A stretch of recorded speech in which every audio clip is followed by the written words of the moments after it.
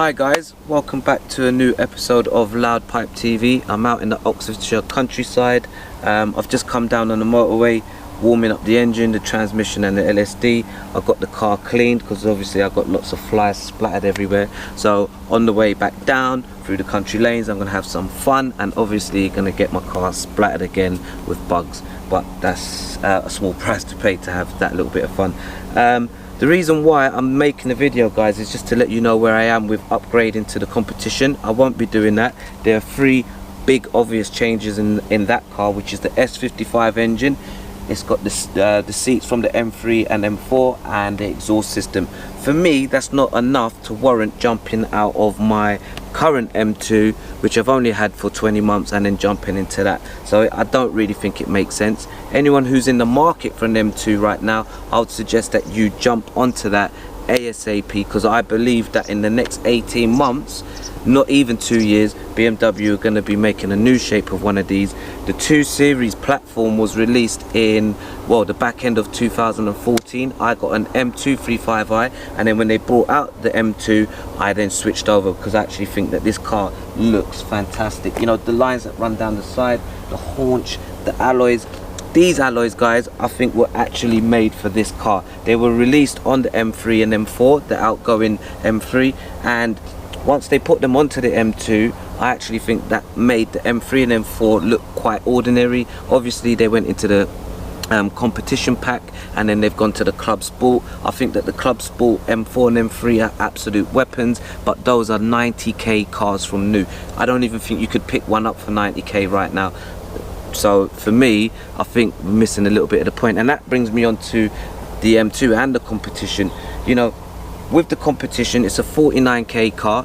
Once you've got it spec, this car will reach around about 55k. Then you're going to want to change your exhaust system, because the one that's at the back of the competition looks like the rear end of a Bumblebee. So once you do that, you're paying between 3 and 7k for a new exhaust system, whether it's going to be the Remus, Akrapovic, or if you're going to get a M Sports exhaust system. So then your car is a 60k plus car. Then I think that you're maybe missing the point of why the M2 was produced in the whole first place. And in my opinion, I think that the M2 was produced to hit a market where if you couldn't afford an M3 or an M4, or if you just wanted something analog, you went for an M2 which was beneath 50k. And you know, it's all the sweeter that it's less than 50k. For me, it was most probably you couldn't afford an M3 and M4 and you got one of these.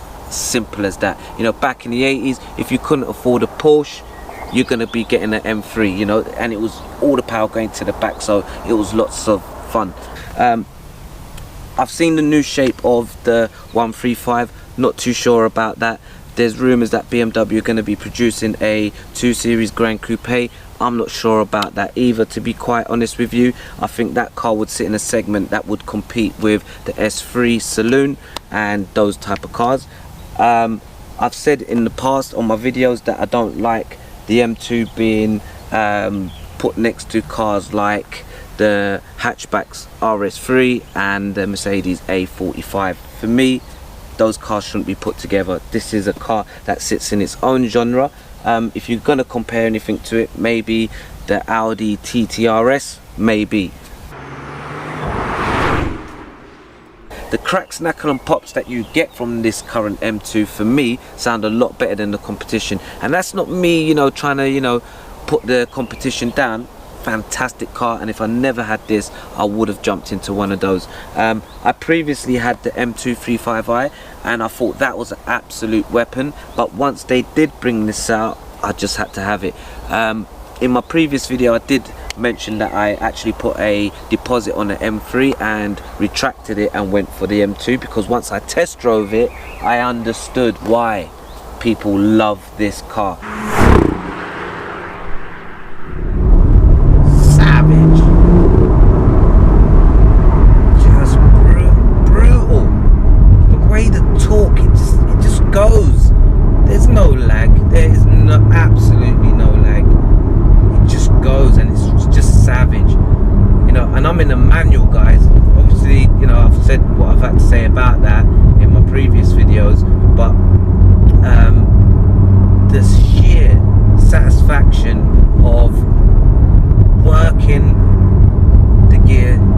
throttle and the clutch, the satisfaction is just way, for me, surpasses having a DCT. You know, and I know it's faster in a straight line, but that's not why I bought this car, to be honest. And if I wanted something that had out and out and out pace, I would have maybe have gone for a flipping Boxster 718. Simple as that.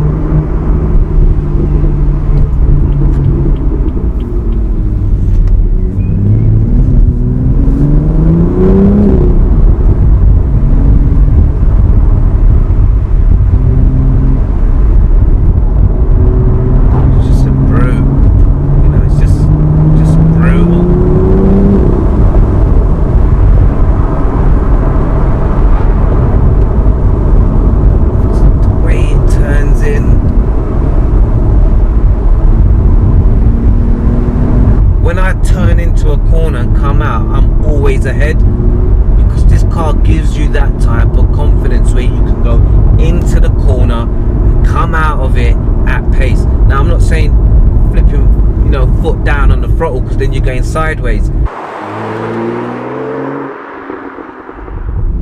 Beautiful day out here, guys. Really nice M2 weather. You can get some heat into the tyres.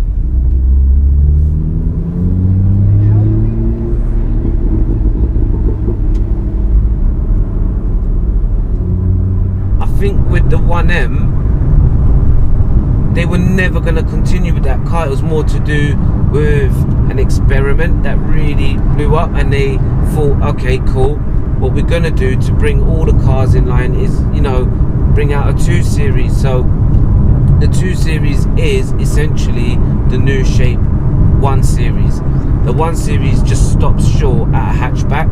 You can get them as 2-door hatchbacks, 2-door hatchback coupe, whatever you want to call that. But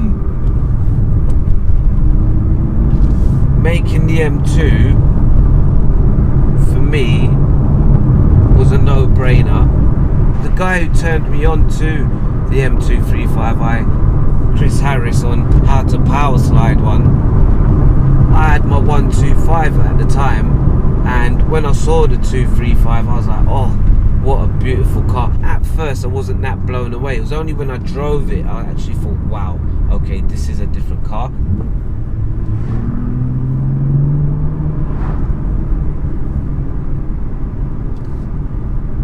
And this exhaust system is actually unique to this car. You're not getting an M2 35i mock-up, you know, put into the back, and you're not borrowing an exhaust system from the M3, M4. It's actually built for this car. So, you know, no wonder why to some people, and even me, I think it actually sounds better. I test drove the M3. I was gonna get the M3. I put down a deposit on the M3, and once I drove this car in its full glory, I was blown away. You know, I was actually like, I can't believe that I'm actually thinking about an M3. And that's not putting that car down. It is faster, but put these two cars on the track, you know, some bends, some hairpins, you know, that M3 is not getting away.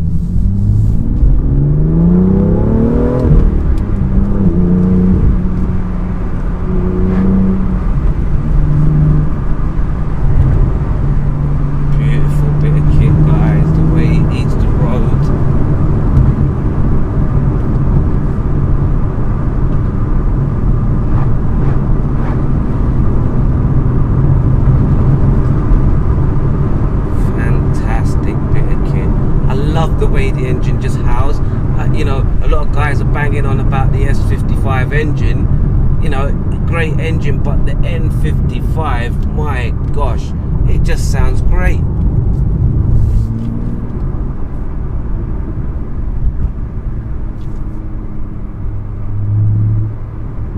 You know, and if you really think about it, the M3, M4 competition pack, they're all 6-cylinder engines.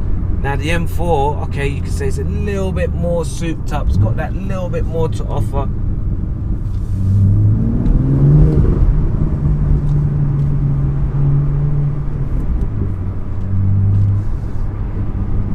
I just love this car. You know, it reminds me of that song from Prodigy, Firestarter.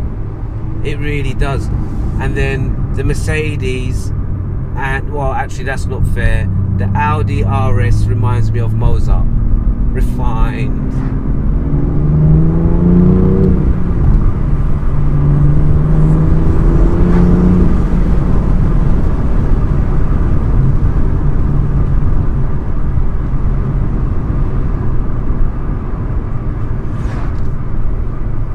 This is a Firestarter. You know, the way it shunts you in the back, the way it lets everybody know that it's there,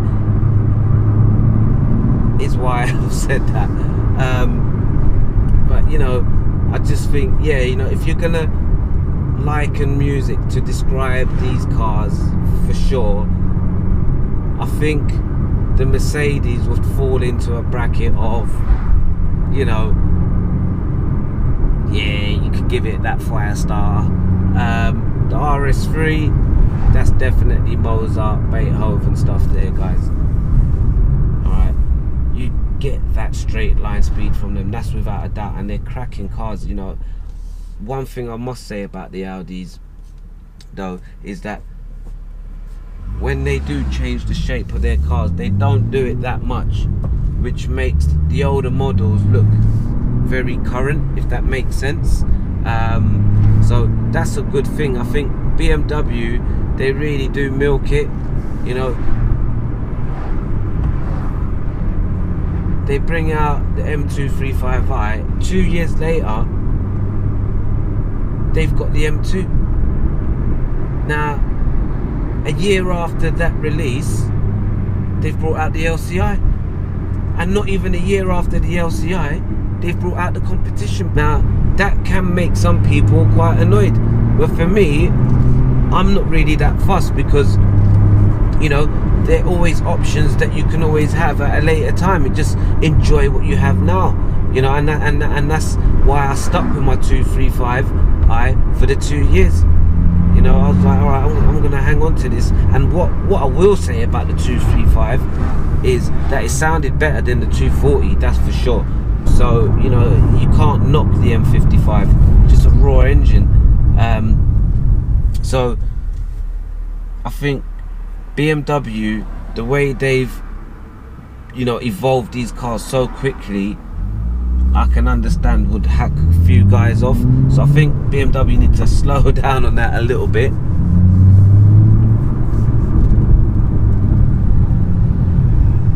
And let guys enjoy the cars before they start creating hyper versions.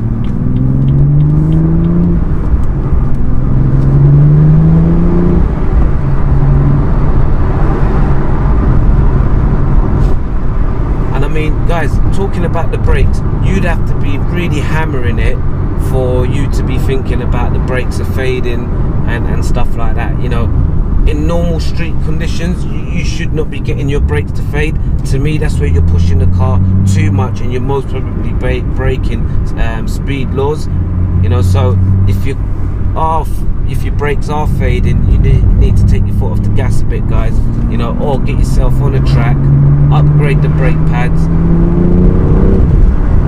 and brake discs.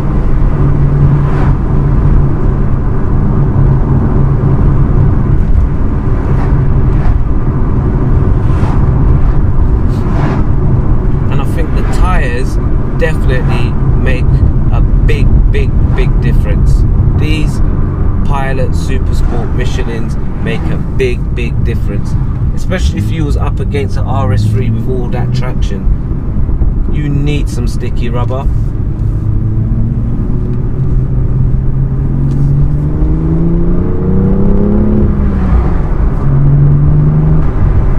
Fantastic car, guys. Stay tuned. Subscribe, give us a thumbs up, or if you just want to talk cars, drop me a line, guys.